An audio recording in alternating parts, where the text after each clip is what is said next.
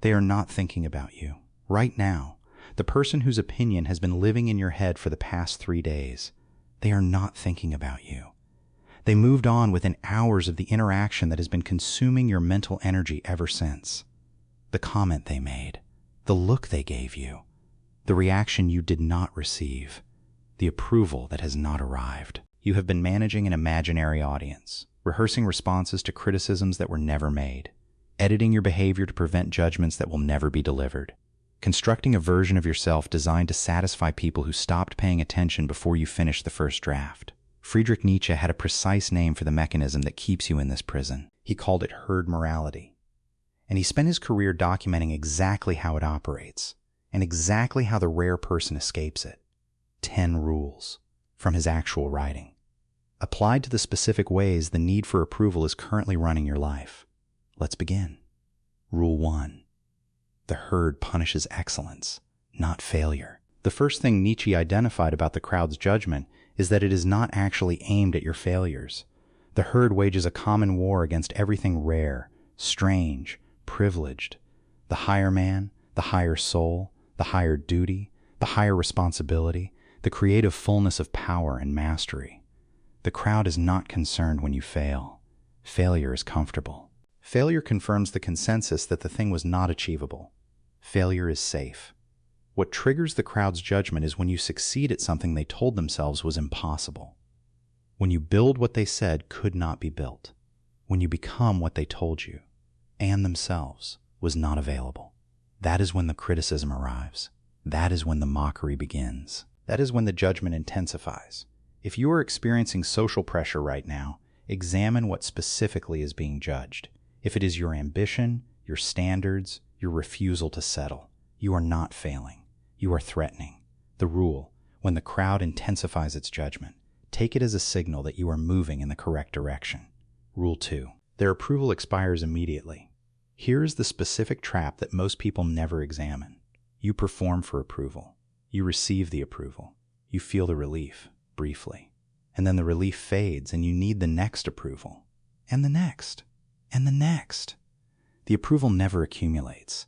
It does not compound. It expires within hours of being received and must be continuously renewed. This means the person living for approval is on a treadmill with no destination. Every performance produces a temporary relief followed by an immediate return to the anxiety of the next required performance. The noble type of man experiences itself as determining values. It does not need approval.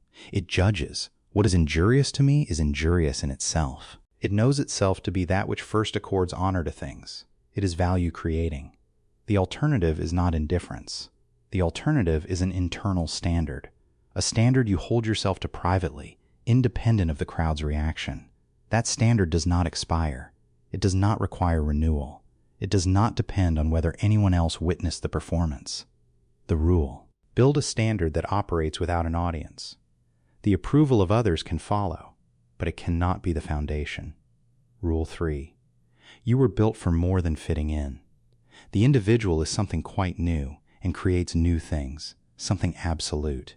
All his acts are entirely his own. Every accommodation you make to the crowd's expectations, every time you edit yourself to prevent judgment, every time you shrink to fit the available space, every time you choose the option that will require less explanation to others, you are trading something real for something temporary. You are trading the actual development of your own character, your own direction, your own genuine output, for the temporary comfort of being uncontroversial.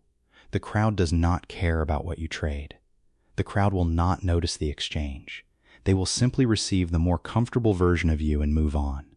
You are the only one who will live with the consequences of the trade. The rule: every significant accommodation made to avoid judgment should be examined. Ask, what am I actually trading here, and is the comfort of fitting in worth the price? Rule 4. Solitude is not loneliness.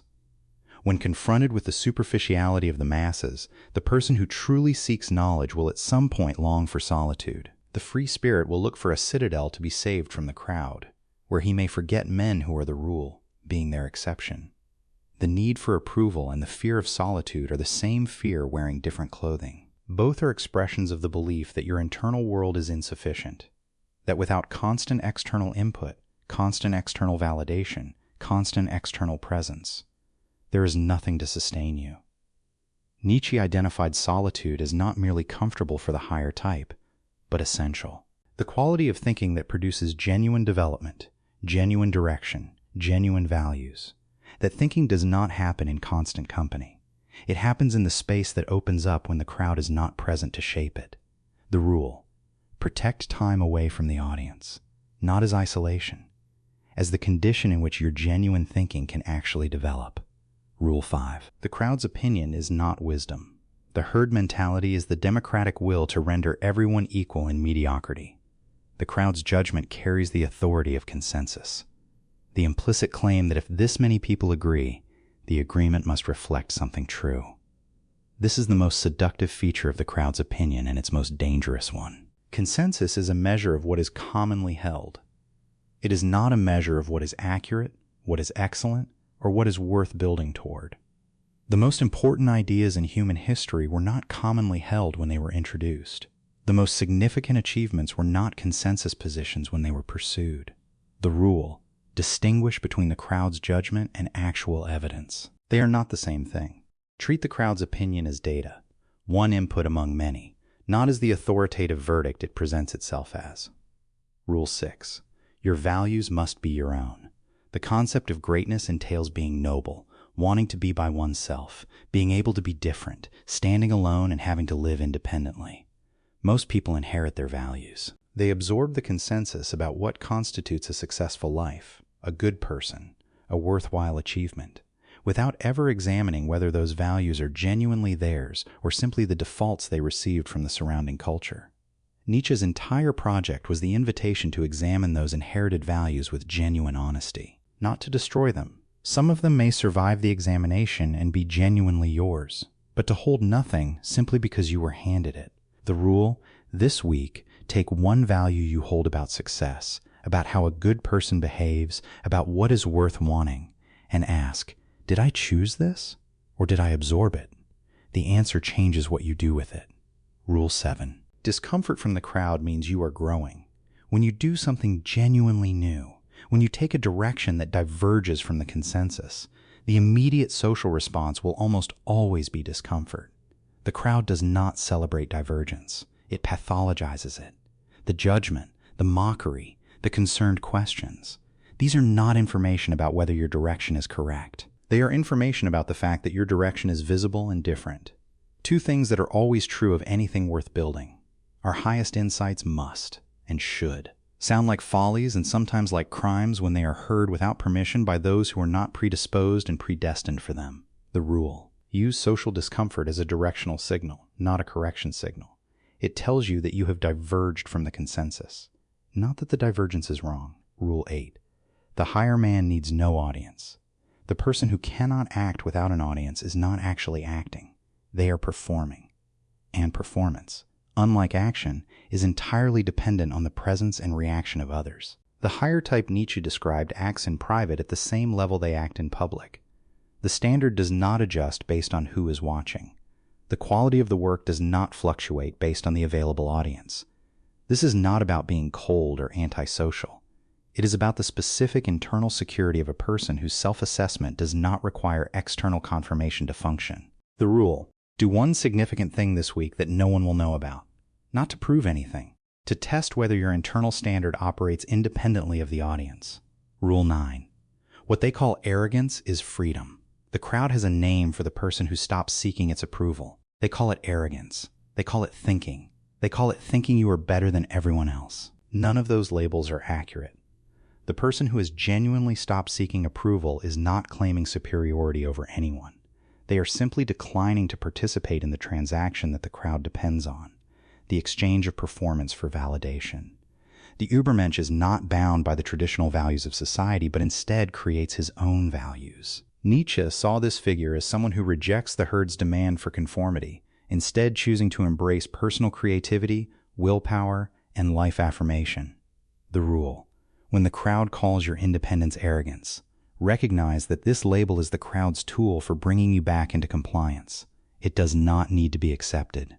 Rule 10. Become who you are, completely. This is Nietzsche's most direct instruction.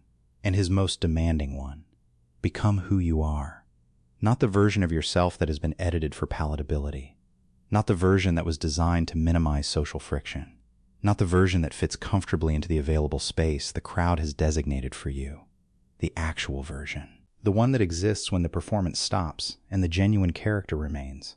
Standing alone and living independently, the higher man remains oblivious to the petty concerns which occupy the herd, and thus is immune to both the praise and criticism emanating from the mouths of the many. Becoming that person requires exactly what the crowd tries to prevent: the willingness to be specific, legible, and unmanaged. The willingness to have a direction that is genuine enough to generate genuine opposition. The rule: stop editing. Start building the unedited version. The crowd's reaction to that version is not your problem. Becoming that version is 10 rules. One principle underneath all of them. The people whose approval you are managing are not thinking about you. They are managing their own audience. They are running their own performance. They are living inside their own version of the same prison. The exit is available. It does not require their permission.